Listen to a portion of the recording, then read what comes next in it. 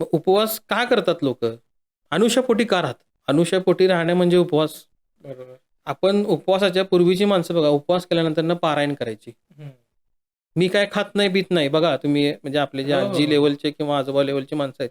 आज माझा उपवास आहे, मी काय खाणार पिणार नाही, मी नुसतं पाणी पिणार आणि पारायणला बसणार आहे. हो, हो, हो. बरोबर. म्हणजे ते विठ्ठलाचं पारायण करतील, हं. स्वामी समर्थांचं करतील किंवा गुरुचरित्र करतील, असं हं.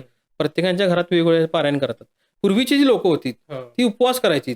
मग ही एक प्रकारची साधनाच आहे. हां. ती अनुशापोटी करत होती. आता काही लोक काय आहेत की 3 टाइम जेवून क्रियायोग साधना करतात. हं. तुमच्या आतमध्ये काहीतरी मटेरियल आहे आणि तुम्ही शरीरातल्या प्रत्येक ऑर्गनला, तुमच्या पॅनक्रियाजला जर आज्ञा दिली की तुमच्या शरीरामध्ये काय कुठली तरी क्रिया चालू आहे ना, हं. मग एक क्रिया चालू असताना दुसरी क्रिया होऊ शकत नाही शरीरामध्ये. हां. हे तुम्ही आता क्रियायोगच्या पॉइंट ऑफ व्ह्यूने बघा किंवा सायंटिफिकली बघा, हे बरोबर. शक्य नाही आहे. नाही. हे 2 गोष्टी तुमच्या आता व्हायला लागल्यात पोटामध्ये. हं.